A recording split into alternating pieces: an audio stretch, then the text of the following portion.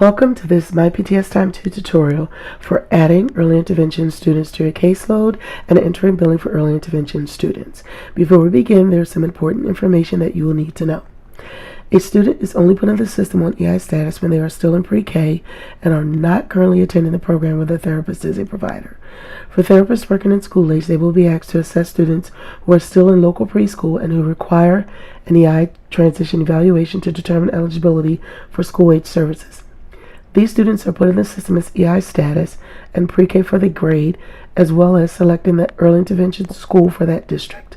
All testing, travel, and meetings are billed as EI. There is only one billing category under the EI status. Students who are on EI status cannot receive direct services or consult. If a kindergarten is identified as having needs and does not have an early intervention IEP, then they are put on referral status where they can get a screen and or evaluation. For therapists who are providing direct service as an actual preschool program, such as IU or an on-site preschool classroom, they are treating an early intervention caseload under the early intervention IEP. These programs have pre-K children attending early intervention programs who are on caseload and receiving direct service and consult services. These students are put on caseload for status with a grade of pre-K and are billed the same as students who are school age for direct service, consult, reevaluation, and indirect time. That way we can be sure that we are delivering the appropriate amount of service for that student. When a student comes into the district or charter school as a kindergartner with an early intervention IEP, they are considered on caseload for status at the elementary school where they are attending with grade K. If testing is required, it is billed as re-evaluation on your timesheet, which is an available billing category for a student on caseload. These students should not be put on referral or EI status. Now we will begin the tutorial for entering early intervention students onto your caseload. You'll need to select caseload, and this will open up your entire caseload list. You'll be able to see all the students currently on your caseload, their status, the district, the school, their grades, IEP and 504 dates where it applies, and the therapist type. You'll click Add New Student. You'll need to enter the date that you will first begin billing for that student.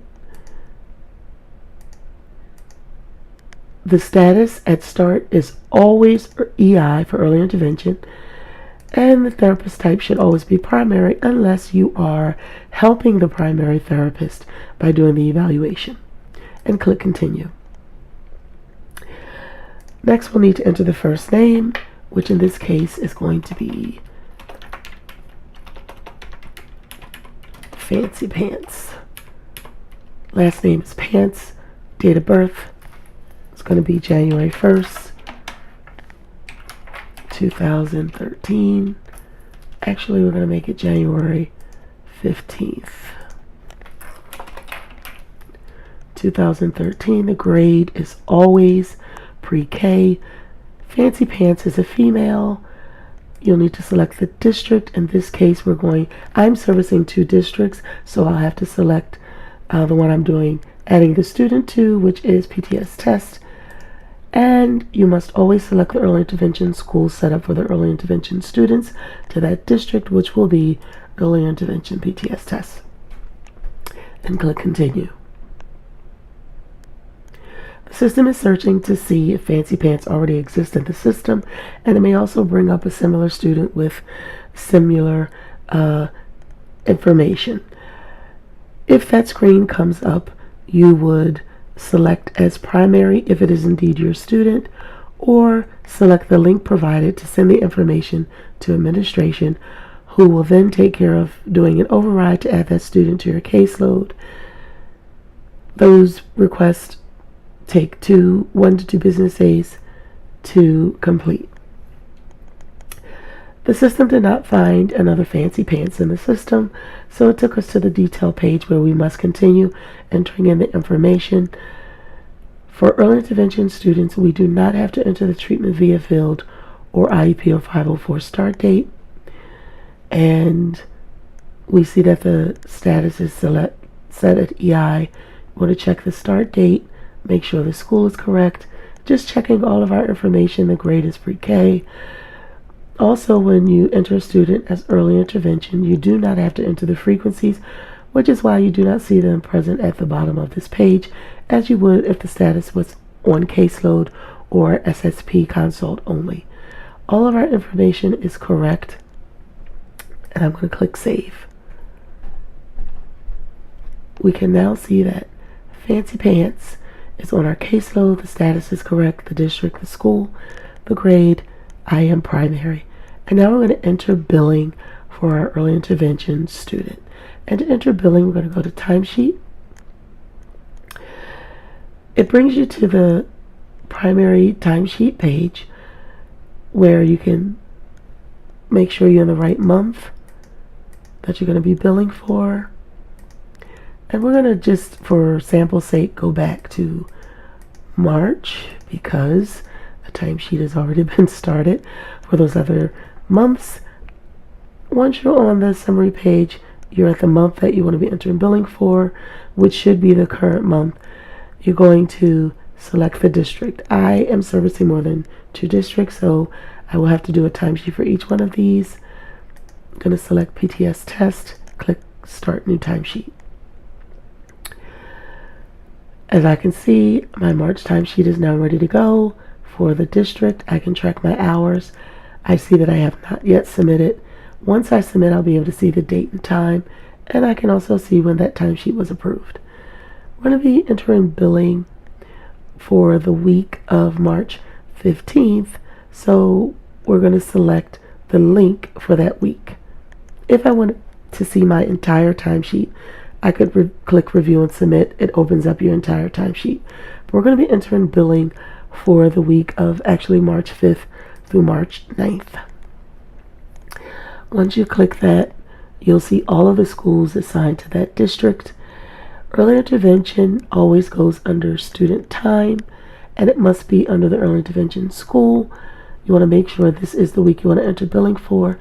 If by chance you selected the wrong week, you could just simply click one of those arrows to take you to the right week for that month. I'm going to click student time.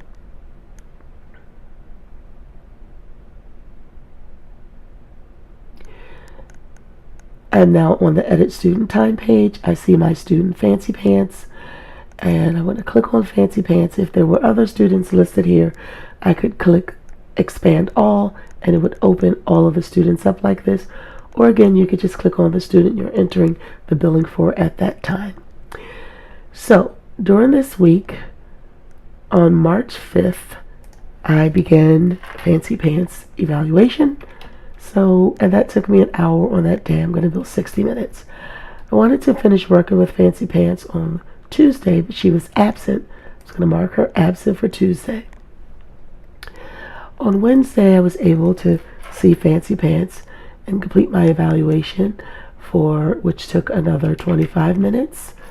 And on Thursday was Fancy Pants IEP, which took 60 minutes.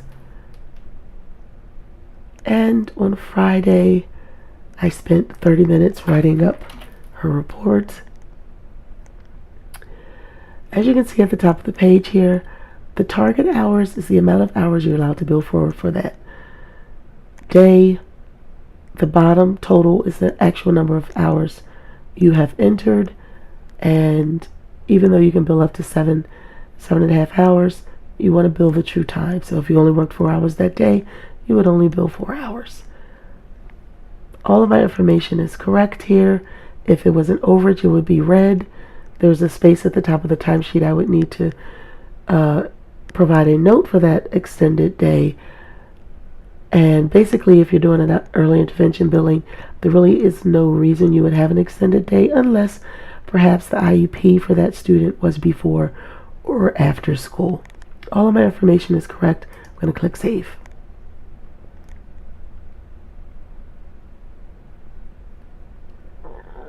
And now I don't have any other billing to enter, so I'm going to click Return to Timesheets. Again, I can see the amount of time that I entered. I am now ready to submit my timesheet, and to do so, I'm going to click Review and Submit. I did not have any overages. I don't need to provide any notes. I have to mark these students as still on caseload. The system does that to check for any student that's on your caseload but you did not add billing for that month for. If you do need to discharge a student, do not do it from this page. Mark all of these students as still on caseload, and then you'll be able to go into caseload, click on the student's name, and change the status to discharge if you are discharging any students. I mark those students off. I check all of my billing. As you can see, it should all be under the EI status, which it is. It should all be billed to the early intervention school, which it is. I have the day that I mark the student absent. All of my billing is correct, and I am ready to submit my timesheet. And as you can see, I can now see that it is submitted, and it was done so on this date and time. Thank you for watching this tutorial for adding early intervention students to your caseload and entering early intervention billing. Best of luck to you.